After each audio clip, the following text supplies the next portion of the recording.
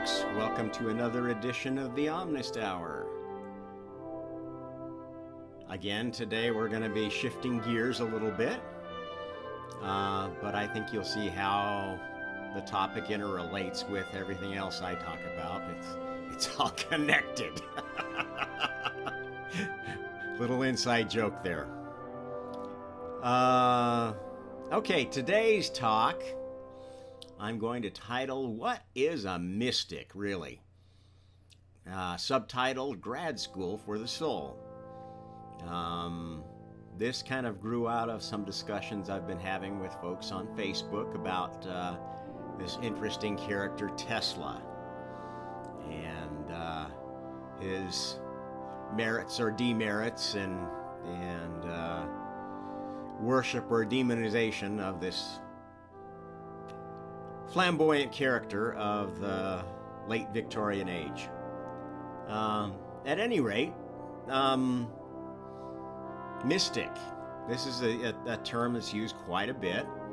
It kind of goes with spirituality, and it describes somebody who has perhaps had some sort of vision that gives them an insight into an area of knowledge that seems to tie it to a spiritual basis. That would be my definition of what a mystic is. From my point of view, that means that folks like an Einstein were mystics to some extent. Newton certainly was, and made no secret of the fact that he felt that there was some spiritual connection to the work he was doing as a scientist, and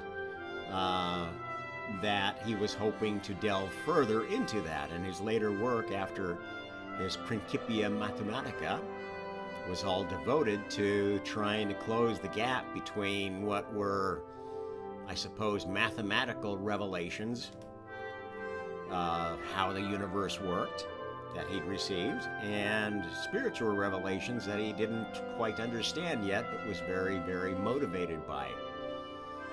I would propose that Tesla, in his own way, satisfied that same mold. Now, what you do with mysticism is another matter. And this is where I get to discussing what separates a Messiah from a false Messiah. Lowercase m. Well, maybe uppercase m too, but there is only one uppercase Messiah. By definition, anyone that pretends to be God and isn't God is a false Messiah. And this ties back to the false messiahs all the way down the tree of knowledge. And I think this clearly separates a Tesla or an Edison from a Niels Bohr, Max Planck.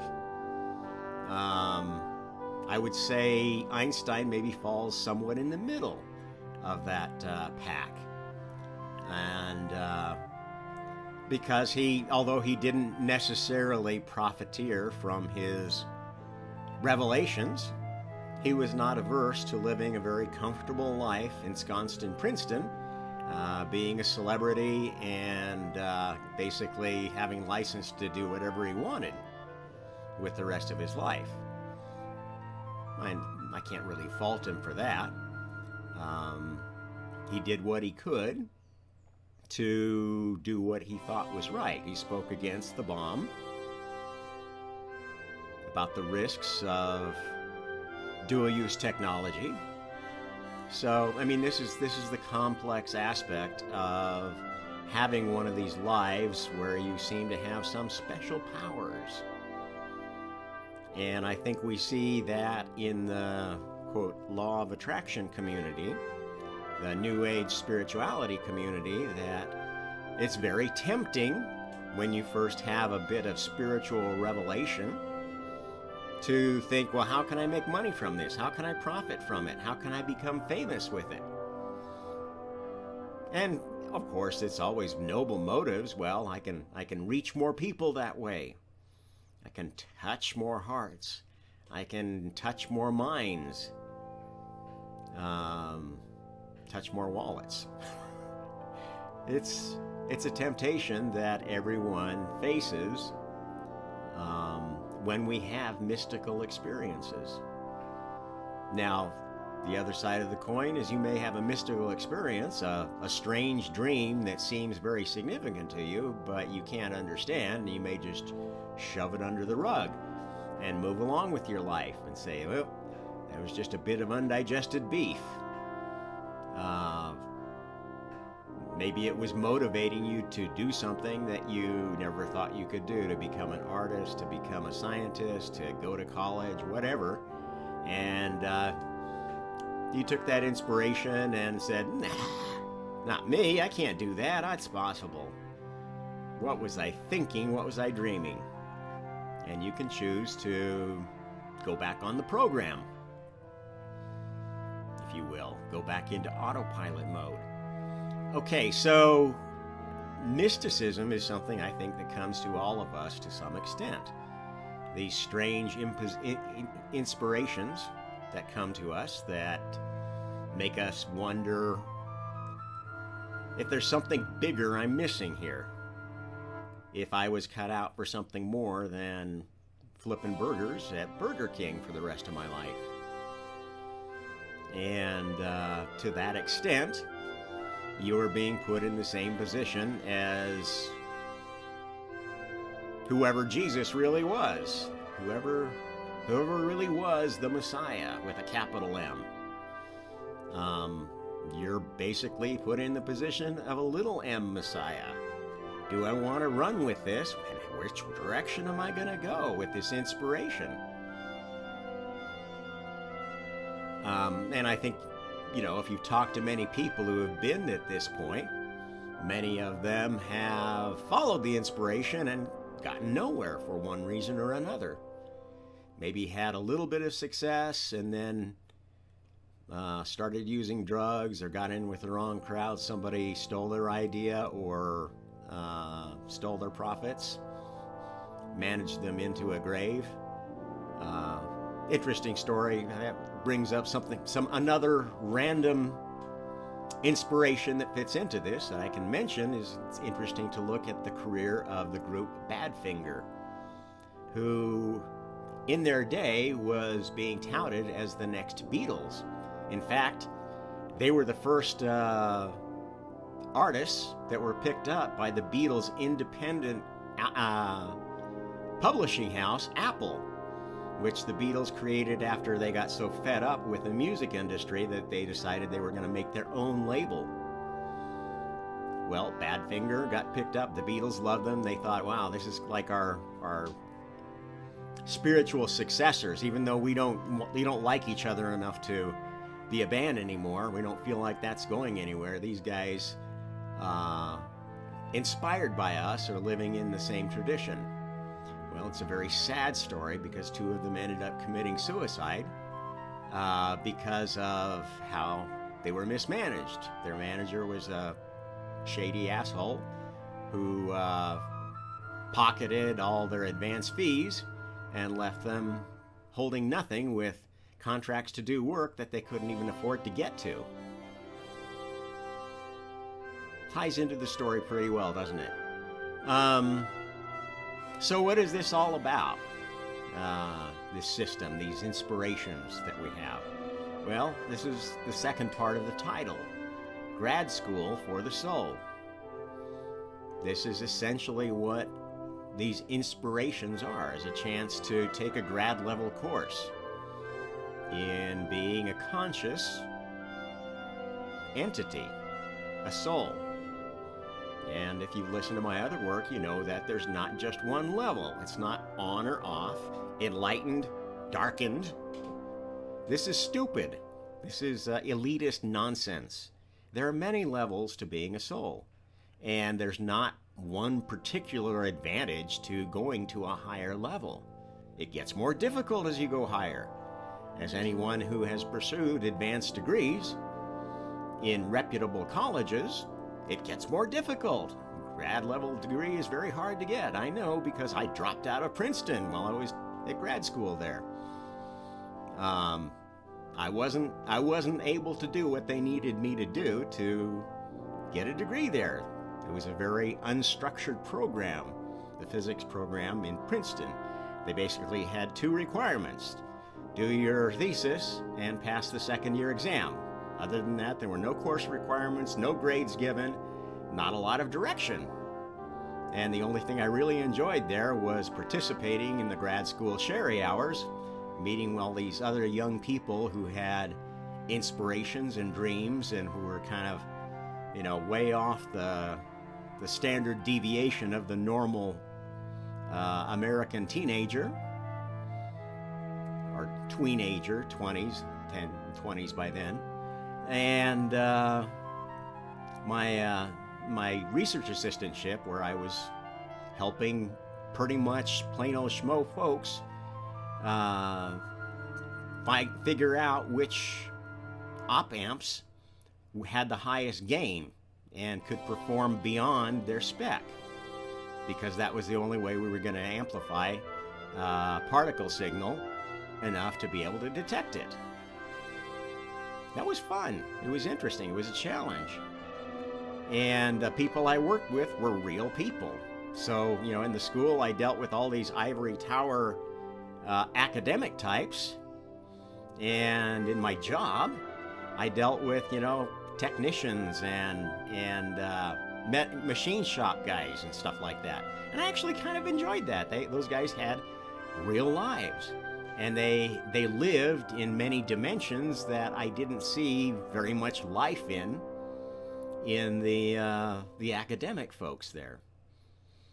And I resonated with both of them to some extent, but not completely. And again, if you've heard me talking before, you know that resonance is what guides us to our proper place. And all the twists and turns of my life, which has been a strange one, have been a matter of resonances. Even counter resonances, which, areas which I didn't think I wanted to go into, that I was forced into, and found that I was just maybe not realizing that resonance yet, not syncing up with it. In fact, syncing up with it maybe in a fearful manner instead of an embracing manner. That's how I ended up being an actor for a while. Okay, so this actually ties very well into my previous talk about active meditation. This technique I talked about last time is a way of exploring these things, of maybe stimulating these inspirations. And that's something I didn't really mention yesterday, but I kind of wanted to cover. I sort of mentioned in that you need to be both the driver of this meditation. That's why I call it active meditation, but you need to take time to be the observer, to sit back and let the souls of your body talk to you. And, with a grain of salt, because this is another voice. This is why I tell you that emptiness meditation is dangerous, because it allows pretty much any voice to creep into your meditation, and the stealthiest one might just take over and whisper in your ear sweet little nothings that lead you down a primrose path that is not the path of your choosing.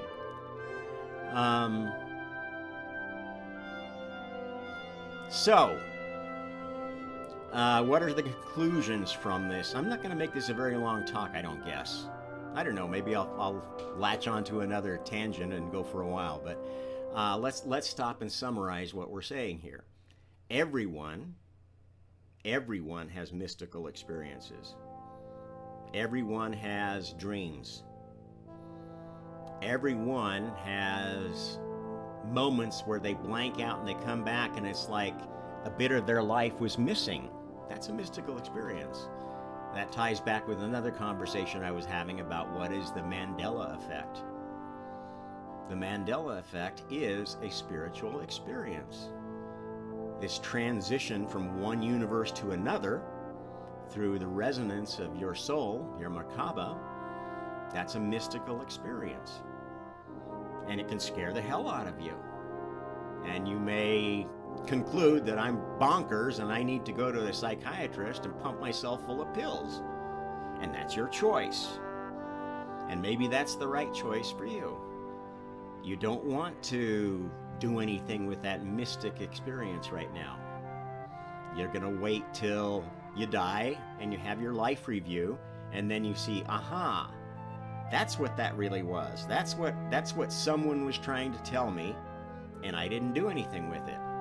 Okay, so was that a mistake? Was it the right thing to do? This is how karma works on us after the life is over. This is why you have the life review, to see, well, these are all the opportunities I missed. These are the opportunities I took and did the wrong thing with. And these are the opportunities that actually moved me forward in a direction that I wanted to go. And this is how we make the decisions that plan our next life. Life is not a punishment, it's a choice. It's not an unlimited choice, it's a limited choice depending on the folks that are guiding us. And the folks that are guiding you are not perfect. They are souls that have chosen service in the spiritual realm. Figuring, well, I've learned a lot about being a physical being, I'm going to learn about being a spiritual being. And most of what spiritual beings do is guide, advise, and influence physical beings. And maybe become the folks that get to talk to the gods and tell them how happy they are with their work. Because the truth is that the multiverse is hierarchical, but it's also fair.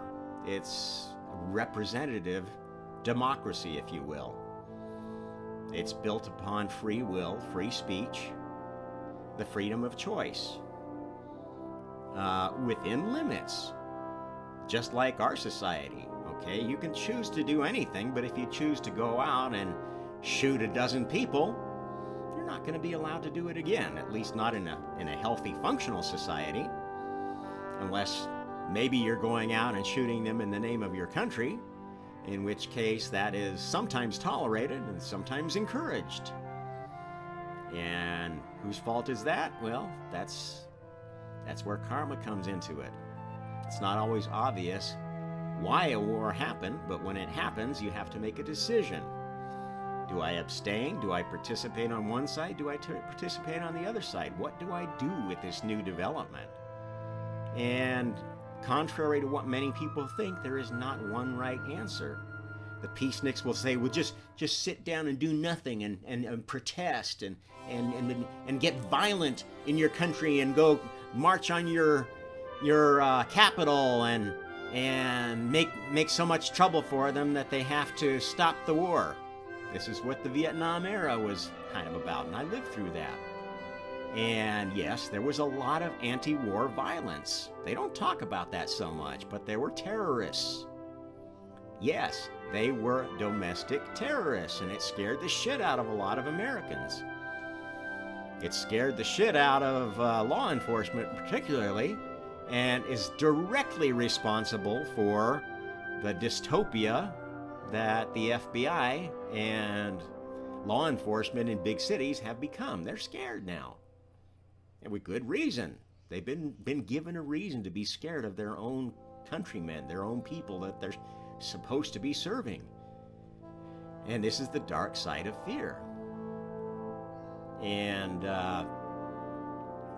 again, once you let yourself be ruled by fear or by wanting to disconnect from what's going on, which is kind of like the other pole of fear, well, I'm not going to be scared, but I'm just going to pretend everything's perfect and live in my little happy bubble and not let anything affect me because I'm so afraid of being fearful.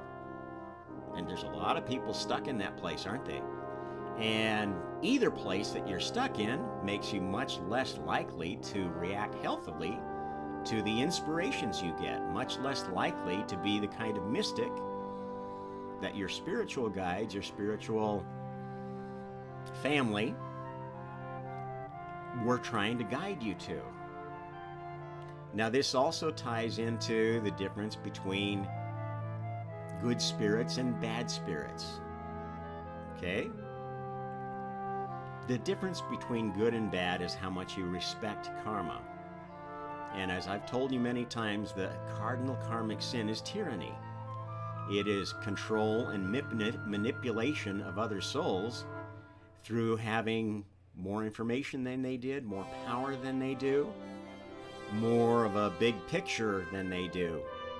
And this is how people manipulate and control others into forming terrorist groups, into conducting war against countries that maybe haven't done anything to provoke a war, but defend their own borders. This is essentially what's going on in the Ukraine. You can posture up one side and down the other. The plain fact is that if you look at the arrangements between the Ukraine and Russia, there was a promise made, because at the time of the split up of the USSR, Ukraine had pretty much half of Russia's nuclear arsenal. And in return for the Ukraine handing over all those nukes to Russia, Russia made a promise that they would never infringe on Ukrainian sovereignty. And what was the first thing they did when they thought they could get away with it under the Obama administration? Limp noodle globalist Democrat. They took the Crimea. This is a big deal because that is a very important part of that region.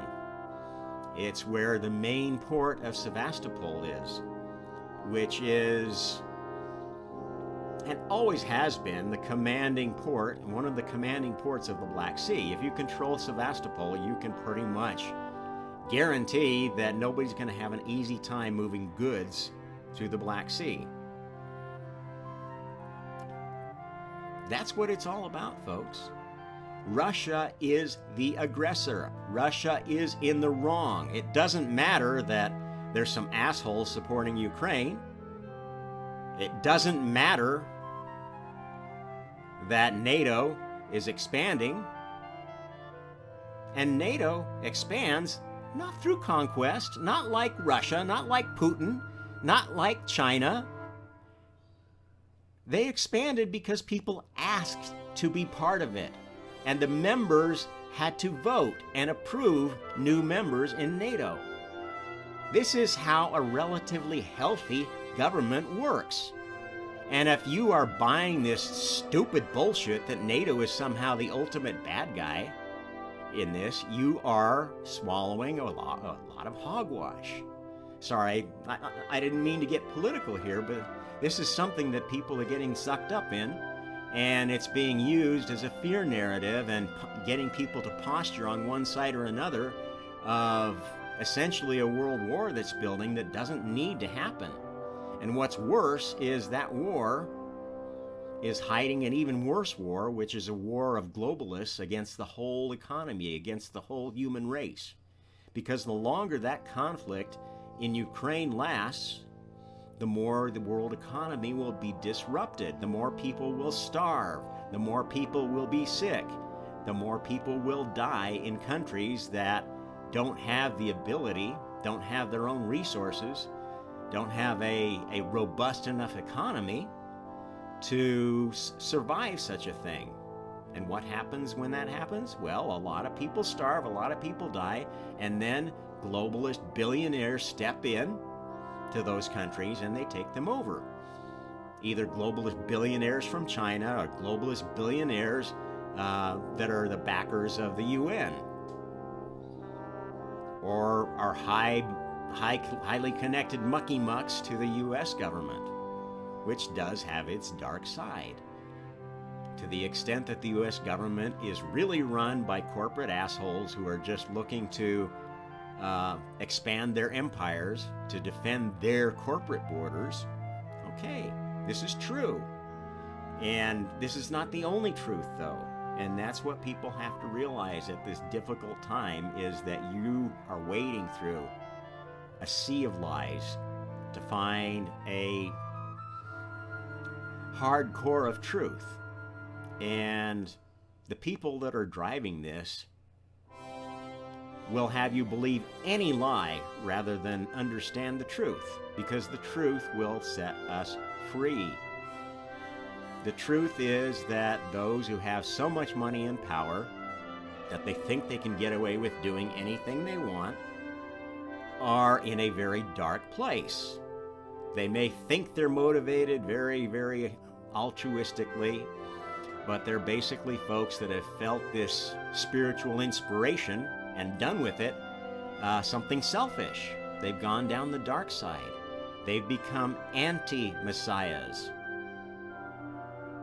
anti-gods. They have become souls which are working towards a selfish godhood. And if you know anything about what I've talked about through all these many podcasts, this is the ultimate challenge that we're facing right now, is that the multiverse is getting to a point where the original two universes that held all the creation together while we were designing the rules of the game is getting ready to start splitting apart. The first split is going to happen right here on this planet. There are going to be multiple timelines, multiple parallel realities of this planet and this species going forward. Some of them will feed the Borg agenda, the agenda of those dark gods who want to control everything, want to tell everybody what to do, want to have the perfect totalitarian dictatorship, and other universes that are aligned with the real God. And the decisions you make right now are going to determine which kind of universe you're going to be heading to. Now, you may stay in this universe, but you won't stay in it if you're a dark, inclined soul in a human form. You're going to reincarnate in a lower level species, a beast species somewhere, somewhen, or you're going to reincarnate as a Borg servant if your soul is really dark. Or some of you are actually going to be captured and taken to the Borg universe and live in the Borg universe reality going forward. And those folks are the ones that are probably going to see the really dark side of the apocalypse, the visions of Ezekiel, the visions of Revelations. And that's your choice. You've made a choice. At least so far, and you have a chance to change it. And this is what this mysticism is all about. Your mystical experiences right now are your opportunities to change the road you're on. And those opportunities aren't always going to be leading to the yellow brick road. They aren't always going to be leading to the dark road. They're not always going to look like yellow brick road and be a good place that's going to take you to the Wizard of Oz. And they're not always going to look like, oh my God, why would I want to go there? Well, you might want to go there because that is the road that leads to your salvation, leads to you being on the side that you really want to be right now, having the future that you really would like to see. And this is the truth behind the very low information, low consciousness lie of the law of attraction. It's a bigger game than that. It's not just about me, what I want, what I can attract to myself. This is already going down the path of selfishness, isn't it? You're already inadvertently committing karmic sin. Because when you make what's good for me the most important thing in your life, and you want to attract it to you, this automatically is creating an energy of selfishness, of tyranny.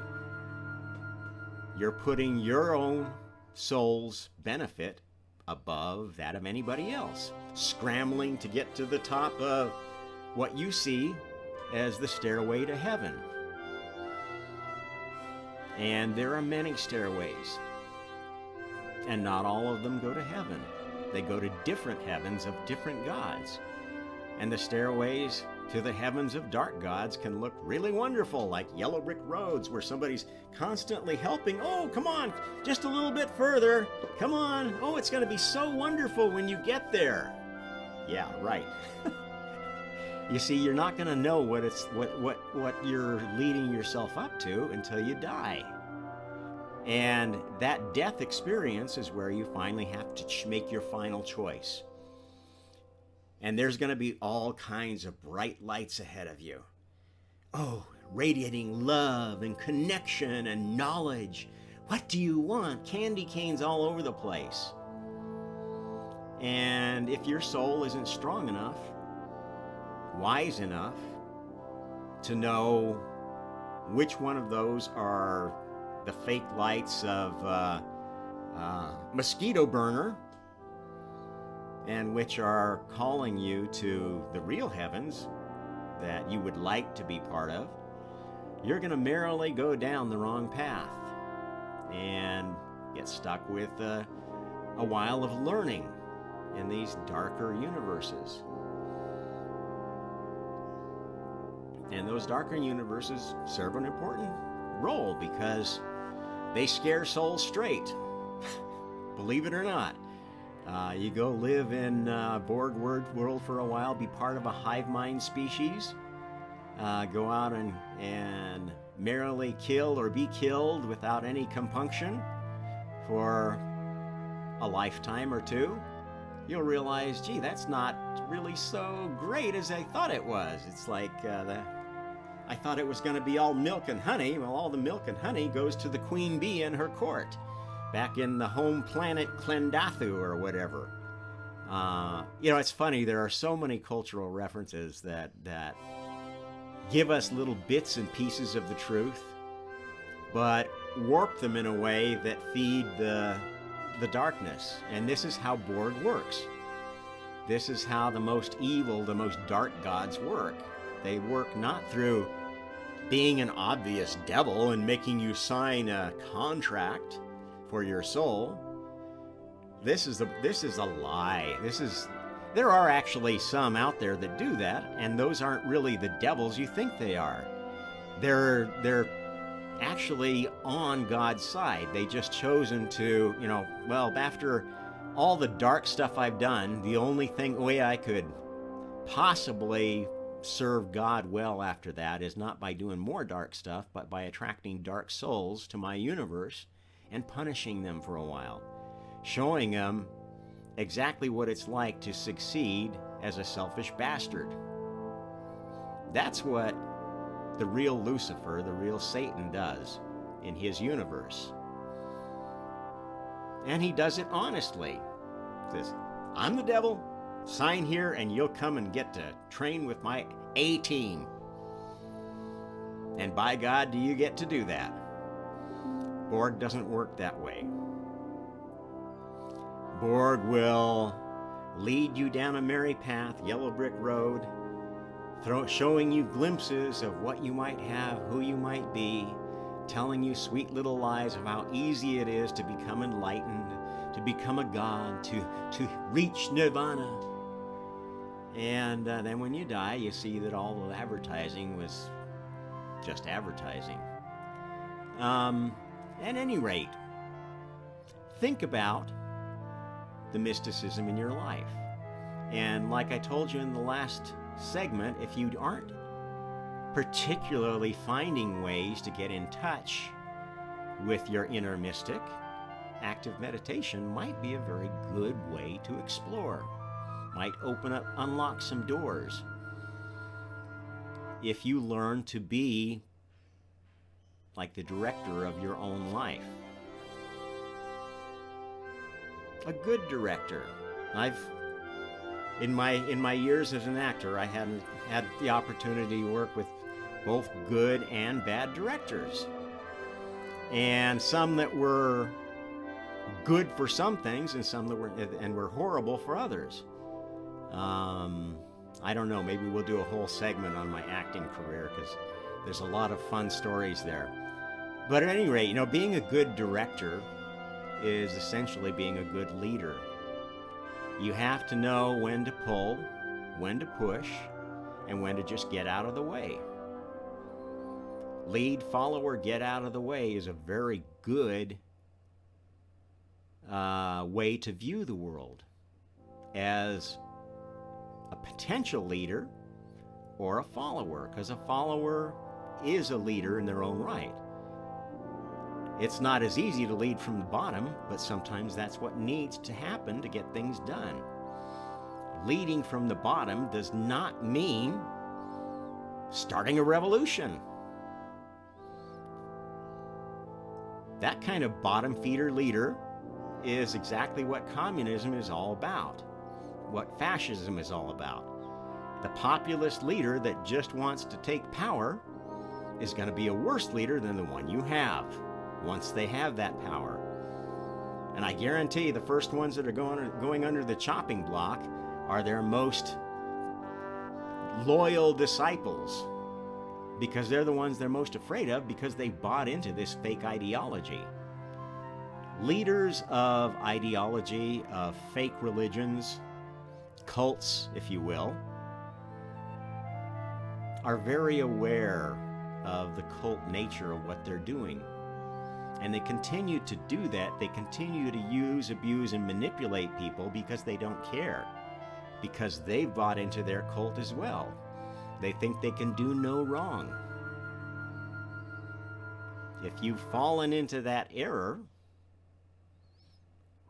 you are going to commit karmic sin. You are going to find yourself in a heaven that's going to be guiding you away from the vast number of souls that don't want to be used, manipulated, and controlled. Or become the controllers themselves. They want to have a fair and just system where everybody gets an even shake at becoming who they want to be. This is what God's universe is like. Yes, there are many souls that come there for a while and they demonstrate, nope, you just don't fit in here. And within the space of one lifetime, or at the end of their lifetime for sure, they get sent to another universe where their talents are more appreciated. This is how God's universe has formed. I say God's universe, but it's actually Lucifer's universe. He's the one who donated his time and effort into embodying the first universe. And his sister, Lilith, is the one that donated, didn't really donate. I think she just, he's kind of like a groupie. If you see Lilith as the groupie of the Borg rock star, that's the way to view that relationship. There weren't males and females at that point, so don't see it as a male-female thing. But, Lilith was a worshiper of this rock star Borg guy that thought all of God's ideas are stupid. Giving everybody free will, all that did was make everybody fight with each other and argue with each other, and there's no good in that. We need some peace. And by God, if my side wins, we're going to give everybody so much peace, we're going to smother them with love and make the place so peaceful that nobody ever has an argument again, or we'll kill them. This is Borg thinking. And I think many people that have kind of gone down that dark path to making peace their ultimate goal. The Prince of Peace is also the Prince of Lies, because you have to lie to people to convince them to be at peace with what they have, to be satisfied with what they have, even though it's not what they want.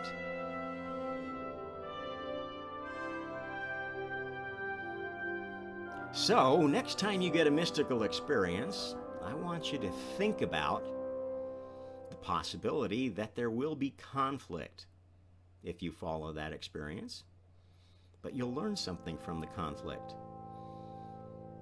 If you put your art out there, put your ideas out there, and somebody rips them to shreds, learn something from it. Change it a little bit. What is the goal of your art? Is your goal to please yourself? Is your goal to present a politicized view of the world? An idealistic view of the world? If people don't like your ideals or they don't like your politics, they're not going to like your art, huh? So then you have to say, well, do I stay true to what I think is my art, or do I modify it? Do I change the idea a little bit to make it more palatable to the audience that I want?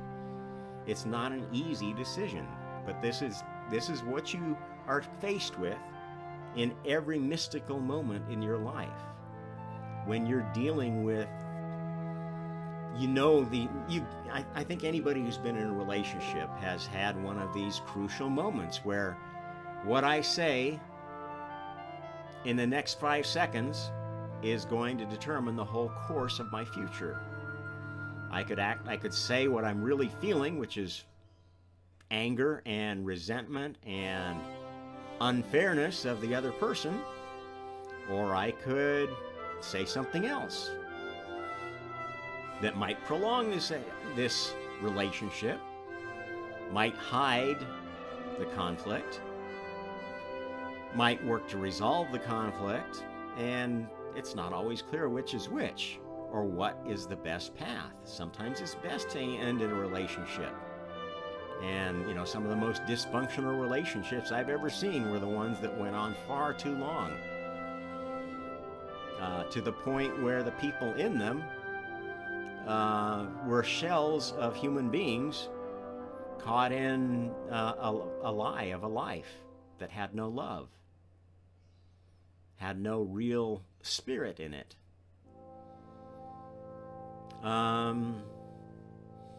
Anyway, I hope that gives you some sense of the topic I wanted to talk about today. It gives you something to think about, something to chew over. Maybe we'll make you want to go back to my last segment and try this active meditation thing and explore with it. Use it as a tool for, I don't know, maybe you could even use it as a tool for decision making. Suppose you're agonizing over a particular problem that you're facing. Well, we can use this active meditation technique. Once you get good at it, you could take that little ball of color and have it represent different solutions that you've come up with to that problem. And play with it and see how it makes you feel. See if you get a sense that, this blue solution, that one seems to work better. It makes me feel better. It feels more right. And okay, this is something else I should cover here. When you start becoming conscious, when you learn how to use your mysticism well, it's because you are becoming conscious of karma, conscious of the law that governs souls. And believe me, when you get to certain levels of consciousness, you will know pretty much without a doubt, this is a path that's going to take me to more of a God place, and this is a path that's going to take me to more of a bored place.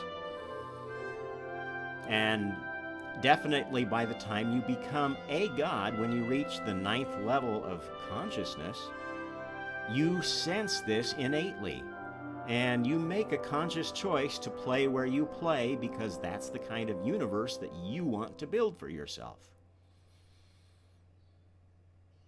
And you're conscious of the fact that, well, if I build a universe that nobody wants to play in, the only playmates I'm going to have are ones that are clones of me, essentially, just as dark and evil as I am, or toy soldiers that are programmed to do exactly what I tell them for as long as I can hold on to them.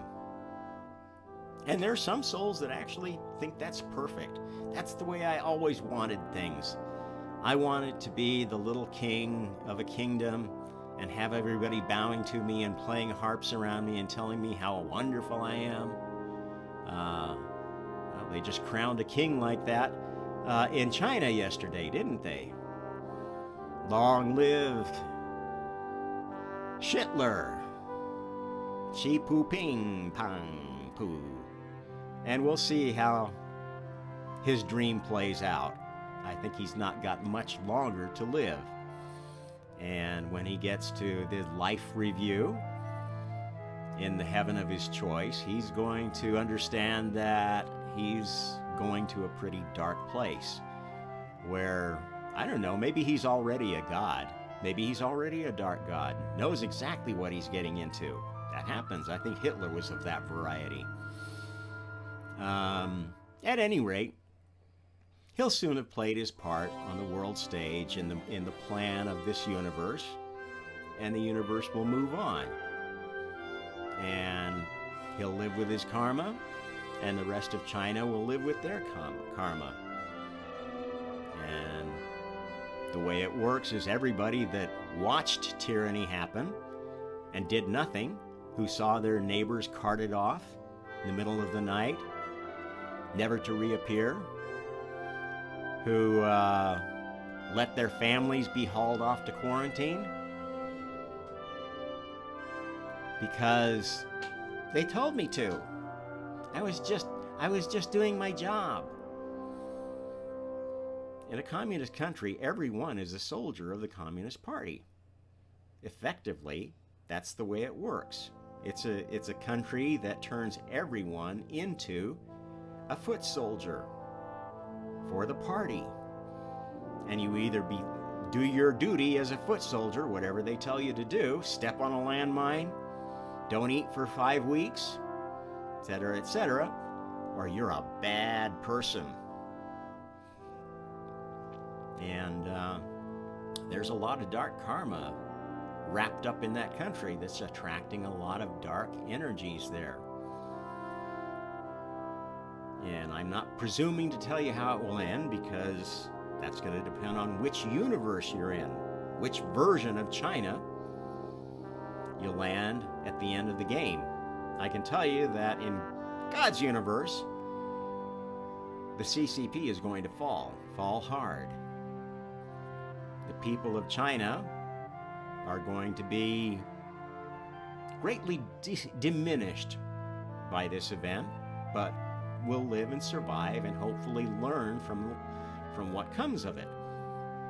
Maybe China will turn into multiple countries, and those countries will each have their own leaders, their own little Xi Jinpings, and you'll have a balkanized version of communism. That's one possibility. Or maybe some pieces of China will become more democratic. And who knows, maybe even there will be some provinces that say, Taiwan, will you please come give us a government, because you obviously know how to govern Chinese well. And maybe the real China will reconquer at least parts of the mainland. These are all possibilities, definite possibilities for the future, and things that might surprise you. And that's essentially a continuation of the messages I've been giving lately. Is there's every reason to be very, very positive about the future, to be excited about what you're going to get to see, if your karma is not too bad.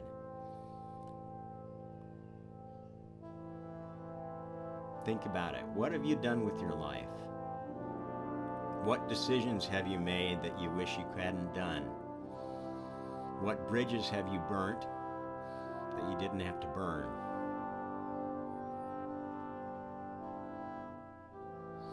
How have you contributed to propping up tyranny? And yes, there is tyranny all over the world. in every country. There is no perfect country. There is no perfect good guy in this world. And if you think your country is the perfect good guy or somebody else's country is the perfect bad guy, and you've aligned yourself along that very narrow viewpoint, I'm pretty sure you're not headed for any of the more godly universes. Think outside the box. What can you do to change the road you're on? You're not going to change your path. You're not going to get to a different place without doing something. You don't get to heaven just by saying, I believe in Jesus. I'm saved. It doesn't work that way, folks. I'm sorry. I'm sorry if I'm offending your Christian sensibilities. This is a lie. This is a lie that they created so that they could control you through the clergy and have the Pope and his minions dispense salvation at a very low price. And yes, this did happen. And this is effectively what's happening with these mega churches who douse you in water and tell you you're saved. Now your soul is Jesus's. Yay, praise, blah, blah, blah. I'm very sorry to tell you that is all a bunch of bullshit. And these big church preachers with the fat hair and the Cadillacs and flying their private jets around and talking and making millions of dollars are not messiahs. They're anti-messiahs. I don't care how many people are following them, how rich they're getting, how many people they supposedly helped. Their methodology is karmically sinful. They are manipulating, they are using, they are profiteering, they are tyrants, spiritual tyrants. Folks like the Dalai Lama, another good example of somebody that's on a very dark path that thinks he's enlightenment incarnate. He's just some guy they pulled off the street because the Panchen Lama pointed to him. Oh, that's the next Dalai Lama. Who gave them the right to do that? That's not how spirituality works. That's not how the hierarchy of the multiverse works. You don't get something for nothing just because somebody pointed to you and said, oh, his aura is the next Dalai Lama. The Chinese are already using that to pick the next Dalai Lama. And most of the bonehead followers of the current Dalai Lama are going to go right along with it because they like this notion of continuity. Oh, see, China's not so bad. We've got a new Dalai Lama, and oh, he's saying the same things as the old Dalai Lama, and he's controlled opposition. What it will be, and what effectively the current Dalai Lama is. He doesn't speak out against anything. Love, peace, everybody can be happy, do this, blah, blah, blah. Subscribe to my blah, blah, blah. Invite me to speak at your conference and bow down to my wisdom. The guy's a fake. He's a fraud. He is committing karmic sin by lying, by pretending like it didn't matter that he got kicked out of Tibet and left all his people to suffer under the Chinese Communist Party. And they are suffering, at least the ones who have a pure belief in what he was teaching.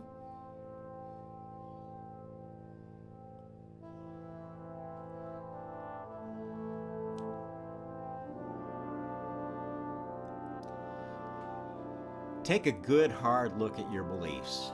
Take a good hard look at your worldview.